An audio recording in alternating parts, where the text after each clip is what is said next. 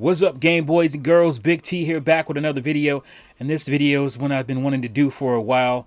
I've been accumulating what I guess you would call not repro, but kind of modded games for the N64. If you guys have an EverDrive, you probably are into the scene where you see almost like DLC, fan-made DLC for these games come out, and it's pretty cool.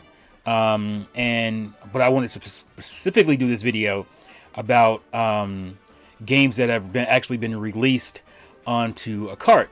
So it's not just a build or something that you can download into your EverDrive, but you can actually buy a cart, N64 cart with the the complete game on it. And one of the reasons I wanted to do this, because I was thinking about because I did a couple of videos on Dinosaur Planet, which is the original version of what we got that became Star Fox Adventures. And I remember being younger and reading magazines and really anticipating playing Dinosaur Planet from Rare back when it was just kind of its own, almost like a Zelda 64 clone. And Rare was really known for kind of doing that, where they would take a Nintendo game and kind of make their own version. They did that with Banjo Kazooie from Mario 64, and they did that from obviously Ocarina of Time with what they did with Dinosaur Planet. So I just kind of wanted to go over some of the carts I have here. So you guys seen in a recent video where I showed this Worms. Let's see if you can get a good look at it. This actually is not like a fan mod or something like that. This is a game that actually came out on the N64. This is basically a rerun, a reproduction done by, distributed by Limited Run. I think it was Team 17 that actually has the rights to do this. And so this is just a version, just another release of the game that's already on N64, and it's super expensive. So this was a really cool way to get the game if you wanted it, if you don't have it already. And then a few years back, I don't know what you really classify this as, 40 Winks, as you can see here. This game is so weird because I remember seeing this on Nintendo used to release these VHSs if you were a Nintendo Power subscriber, which I was. And they would show on each VHS, they have game previews and whatnot. And I remember the one, I think it was the one for Jet Force Gemini, that actually showed 40 Winks footage. But unfortunately, the game never came out officially for the N64. The PlayStation version did come out. It's the exact same game, except the fact that this game has in-engine cinematics, while the PlayStation version has CGI cinematics. So the game didn't do well, and it was slated to come out for the N64, and they just decided to not, go ahead and put it out because, carts were expensive, and they just felt like it wouldn't do well. I think it still would have done really well in N64, better than it did on the PlayStation.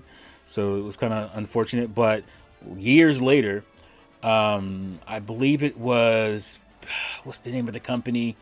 They have actually a collection on Evercade. I can't remember the name right now. I'll just put a graphic up for the name. They actually got the rights to this game, and they released, finally, I think it was 18 years or something later, an N64 version. And very awesome. I had to grab it. It comes, with a cart, but it also comes with a box as well. Actually, I should grab. So now I know who it is. It's actually Pico Interactive, and there you go. And they released a new version of the game. It was already made. It was done. I don't think I mentioned that, but 40 Winks was already done for the N64. They just never released it.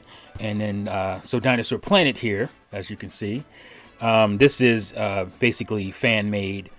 I think this was the actual art from the game back in the day. I remember seeing similar art to this in the Nintendo Power back in the day. So a fan got a hold of the build because it got leaked. The build of Dinosaur Planet got leaked, And so a fan got a hold of it, and they just put it on a cart. And I don't know where I put the cart. I put it somewhere. And that was pretty cool. I don't think... yeah, here it is. There's your dinosaur plant. So I just thought, oh, this is a cool time to kind of go over the ones that I have, and also share with you guys Japanese re-releases or remasters on N64, which people don't really think about, and maybe some people don't even know about. So there are more games in the kind of mod scene. Here is Banjo Dreamie, and I wanted this game to be better. You can see the difference between Rare, when they design levels, and like when fans do it. Obviously, it's not going to be the same. So it's a little bit jankier, like with the camera and all that kind of stuff in this game. But it's still pretty cool because it's like having DLC for games that you played 25 years ago or something like that now. It's insane. And that's what makes it really cool. Here is another one, Zelda 64, Dawn and Dusk. And this one is actually really good. This actually does feel like... it feels like the 64DD, because it's supposed to be some 64DD expansion for Ocarina of Time. And I think it basically was the Master Quest, but they might have been doing more. And this felt like what they would have been doing with Zelda 64, Dawn and Dusk. And all this stuff, like I said, is fan-made, programmers and, home-based programmers in their spare time putting this stuff together, which is amazing. It's very cool. And recently, a friend of mine, DGC, who also has a channel, shout out to DGC, we've done a couple of videos together, I think, and we're planning on doing more in the future. He just did a video showing Smash Remix, which is a super updated version of Smash 64. This feels like GameCube. It feels like you're playing Melee on the N64. Like, there's a whole lot more characters in this. Like, let me look at the cover here just to see. You got Martha's in this. Is Sonic in this? I feel like Sonic's in this. There's just a lot more characters in this than you got in the original Super Smash Brothers for N64. And this is like version 1.4.1. I've been waiting because they kept updating it and adding new characters, and so that's why I've been waiting to get, because this has been on the cart for a while, since like version 1.1 or something. So this is 1.4. This is the latest, and I think they said they're pretty much done with it. So I went ahead and pulled the trigger and got it. There's one big character in this that I really wanted to point out. I cannot remember who it is. Maybe I'll show it on screen. So yeah, I mean, this is awesome, and this is a really nice looking cart. This looks like from Nintendo. I mean, maybe this is like a repurposed Donkey Kong 64 cart, because it looks like, look at the everything looks really good. Look how good that looks. This is one of the best, if not the best, carts. It even looks better than the 40 Winks one. I think, it looks more authentic. Obviously, it doesn't even have the Nintendo logo on the back, but I mean, they couldn't do that because they get in trouble. But fans can do whatever they want, right? So here's the true motivation for this video. Just a couple of games. One game, this is not a re-release, but this is a really good N64 game that came out in Japan only, I think, that never came out in the West, which is weird because it's in English, and I think they were going to release it. Maybe they just felt like it was too late in the life cycle, because I believe this came out in either early 01 or late 2000. And this is Sin and Punishment by Treasure. Fantastic if you haven't played this. I think they released it for the Virtual Console. I know it was on Wii U. I'm not sure if it was on Wii or not. But fantastic, kind of almost what's the Sega shooter? I can't remember the name of it. But where you kind of float around on a plane and you're kind of on rails, but you also, there's running levels as well, and you're moving your cursor around. It is fantastic if you haven't played Sin and Punishment. And the one on Wii is great too, Star Successor. Awesome. You got to play both of these games. They're great. But the real motivation for this video was the two re-releases of Mario 64 and Wave Race 64. A lot of people don't know that, but Japan got Japan-only remakes or remasters of this game because they added Rumble. The original versions of Mario 64 and Wave Race did not have Rumble capabilities because the Rumble pack wasn't out yet. So, but I'm sure they were kind of working on it behind the scenes.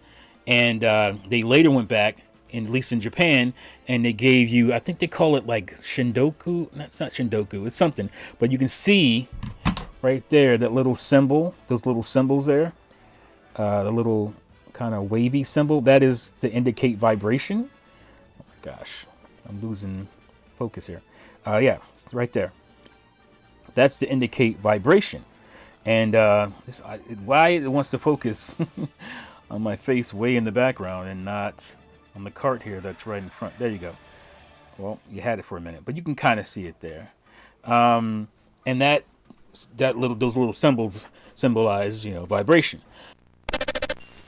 とってもしびれるお知らせです。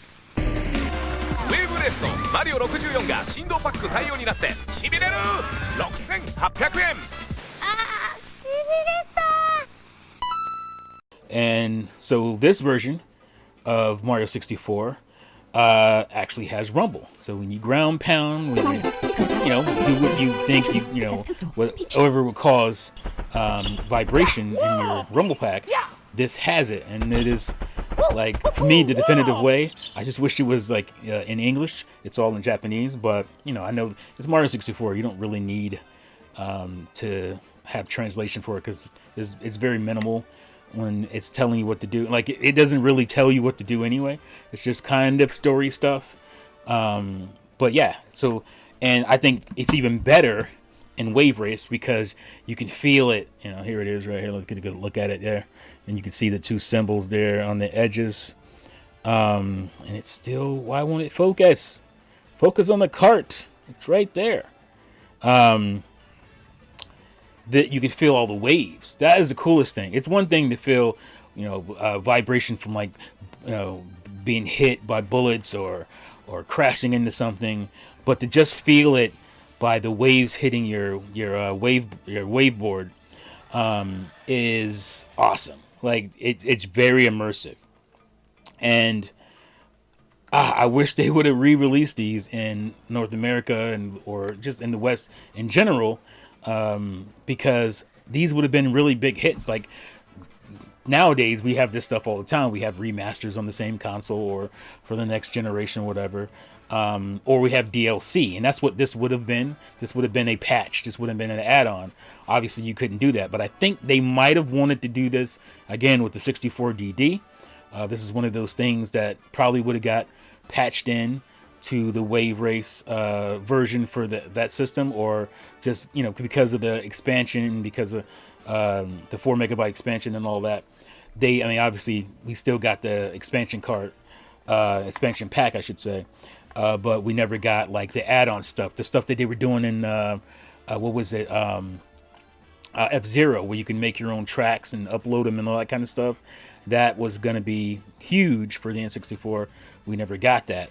But this is kind of, I guess, what they did for Japan, because they really wanted to release these Rumble versions, and I wish they would have did it everywhere else. So, man, this is, if you haven't played this version, I don't think they're that expensive. I don't look it up, but if you just want to experience like the Rumble, the force feedback, vibration, and whatnot in these games that unfortunately were too early to get them, you got to, because by the time we got to something like GoldenEye, we obviously had the Rumble pack, and obviously Star Fox 64 is when it came. That was summer of '97, so I think fall of '97 was when we got GoldenEye, so it had Rumble pack capabilities. So yeah, this was awesome. Yeah, definitely check them out if you haven't played these versions. You won't need English for either one of these games, for Wave Race or Mario 64, especially if you played them as much as I have. You already know where to go, what to do, what things are asking you to do. So yeah, that was the motivation for this video. Hope you guys enjoyed it. I need to do more stuff like this. I know these videos don't get as much views, but it's what I like to do. It's fun. I'm sharing the history of my gaming here. And yeah, make sure you guys, if you haven't already, subscribe so you can get more videos like this. I'm going to give more incentive for you to join and, support the channel that way. As far as memberships and whatnot, I'm still working on that. But yeah, make sure you like, subscribe if you haven't already. Thank you again for watching and listening, and I'll see you fools next time. Peace out.